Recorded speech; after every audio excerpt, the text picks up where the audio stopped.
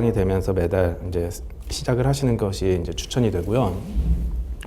가족력. 사실 가족력의 유방암이 이제 상관이 있지만 생각보다는 또 그렇지가 않아요. 그래서 사실 유방암 환자들 이제 하면은 우리 집에는 뭐 가족 중에 한 명도 없어서 뭐 나는 뭐 안심하고 있었다 뭐 그렇게들 많이 말씀을 하시는데, 실제로 유방암 환자 10명 중에서 가족분들 중에 유방암 환자가 있었다 그런 분들은 한 3명도 채 안 돼요. 나머지 분들은 내가 사실 그렇게 되거든요.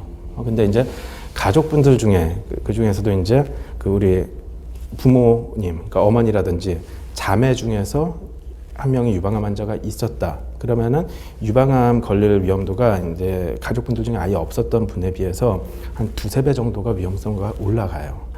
이제 뭐 2배 오른다 해서 굉장히 많이 오르는 것 같지만 또 어떻게 보면은 사실 그렇게 많이 오르는 거 아닐 거예요. 분명히 높아지긴 하죠. 그래서 가족분들 중에 있다든지 아니면 또 어머니, 뭐 자매 그렇게 다 있다면 더 신경을 쓰고선 검진을 받고 자가 검진도 열심히 하고 뭐 그래야 되긴 하지만 뭐 20살 때부터 그렇게 막 뭐 병원 다니면서 검진하고 그러실 필요는 없고요.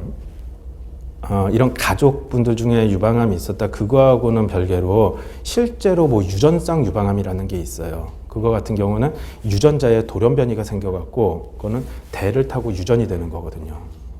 그런 경우 뭐 한 몇 년 전에 이제 안젤리나 졸리 그런 걸로 이제 굉장히 이제 매스컴에 많이 나오고 그랬죠. 그런 경우인데 그래서 혹시 이제 가족분들 중에 유방암 환자가 이상하게 많다든지 아니면은 뭐 우리 가족 중에 뭐 유방암 치료를 받았는데 거기가 유전자 검사를 해봤는데 돌연변이가 있는 분이었다. 그렇게 되면은 그거는 20대에도 병원에 가셔서 이제 전문의하고 상담을 받으셔야 됩니다. 축소 수술이 아니고 걔는 이제 걔 같은 경우는 유전자 돌연변이가 있잖아요. 그러면은 높게 보면은 80%까지도 유방암이 생길 운명이에요. 살면서. 그래갖고 걔는 이제 축소 수술을 한 게 아니라 이제 뭐 속절제술하고 동시보건이라고 그냥 얘기하는데 정확히는 속절제가 아니라 뭐 유두유륜 뭐 피부 보존 뭐 유방절제술에서 수박 반짝에서 반짝에 한 다음에 빨간 데 다 파먹듯이 껍데기는 그대로 놔두고 알맹이를 쏙 빼는 거예요. 그러면 이제 걸릴 데가 거의 없겠죠. 그 다음에 거기다가 우리 확대 수술할 때 쓰는 보형물을 넣은 거죠. 그러니까 예방적 절제술을 한 거예요. 축소 수술이 아니라.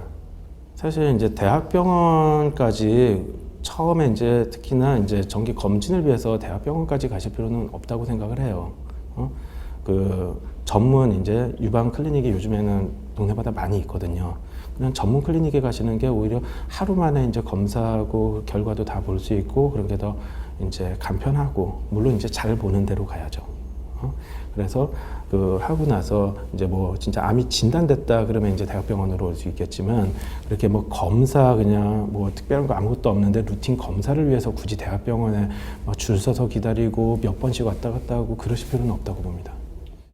사실 보고자 하는 목적이 조금씩 다르고요. 그러니까 어떤 혹 같은 경우에는 유방 촬영에서보다 초음파에서 더 잘 보이는 게 있고, 또 어떤 경우는 유방 촬영에서도 잘 보이고 여기서 잘 보이고 그런 것도 있고, 근데 어떤 경우에는 초음파에서는 아예 안 보이는데 유방 촬영에서만 보이는, 특히 뭐 아주 초기 유방암 그런 경우는 이제 미세석회화로 나타나는 경우는 초음파에서는 아예 안 보이는 거거든요. 그래서 유방 촬영술에서만 보이는 것도 있기 때문에 유방 촬영술을 이제 제외하고 초음파로만 한다 그러면은 이제 한계가 있게 돼요. 어느 쪽은 아예 그냥 못 보게 되는. 사실 뭐 어느 검사가 확실히 더 우월하고 이게 좋고 그렇다 하면은 이거는 뭐 괜히 환자분들 아프게만 하고 하는데 이 세상에서 없어졌어야죠. 근데 아직까지 남아 있는 거는 다 이유가 있어서 있는 거죠. 엑스레이가 아픈가요? 아프죠. 왜 그런 거죠? 왜 아프냐고요? 네. 가슴을 갖다 꽉 눌러서 하니까 무지하게 아프죠. 저도 제가 직접 당해본 적은 없는데 정말 아프다고 하더라고요. 남자 를 갖다 꽉 눌러서 찍는다고 생각해봐.